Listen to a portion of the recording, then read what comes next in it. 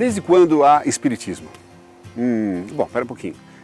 A comunicação entre os ditos mortos e os ditos vivos existe desde sempre, desde muito tempo, muito tempo, muito tempo. Lá para trás, antes de Cristo, antes de Sócrates, Platão, em todas as comunidades, em todas as aglomerações humanas no mundo todo, sempre houve essa interligação entre encarnados e desencarnados. De uma forma ou de outra, mas sempre houve. Mediunidade sempre houve. Então o espiritismo não foi criado agora recentemente.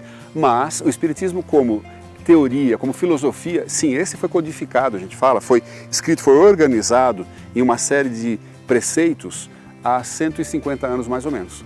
1860 mais ou menos, Allan Kardec, um pedagogo francês, um professor francês, um estudioso, um cientista, esse cara foi olhando manifestações mediúnicas de toda parte e falou, gente, que história estranha, deixa eu tentar entender. E começou a estudar aqui, aqui e acolá, começou a juntar o que era comum e fez toda a filosofia espírita. Então o espiritismo existe desde 1860 de forma organizada.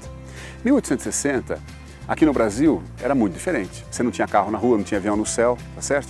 Muito menos internet, celular, essas coisas todas. Nem televisão, nem nada disso. As relações eram outras, ainda existia a escravatura, ainda se tinha escravos ou se era escravo no Brasil. E assim uma série de coisas diferentes ainda estavam. Então tente se colocar há 150 anos, como é que era a vida aqui no Brasil, por exemplo, né? E como é que era a vida da mulher nessa época? Você acha que era uma vida tranquila, sossegada, igualitária, ela tinha voz, ela podia votar, ela podia trabalhar, podia falar o que achava, podia estudar? Você acha que sim ou não? Não, claramente não. A mulher era relegada a um segundo, terceiro, quarto, quinto plano. Era um ser lá no canto. Para quê? Para procriar, para criar os filhos, cuidar da casa e ponto final, hein? Já está de bom tamanho.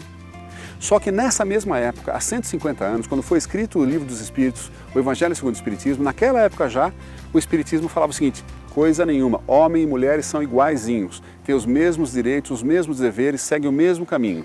Até porque, já na visão espírita de 150 anos atrás, dizia o seguinte, o espírito não é homem, o espírito não é mulher, o espírito é espírito.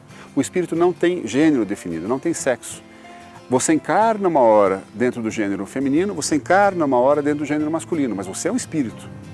Então não tem sentido essa diferença.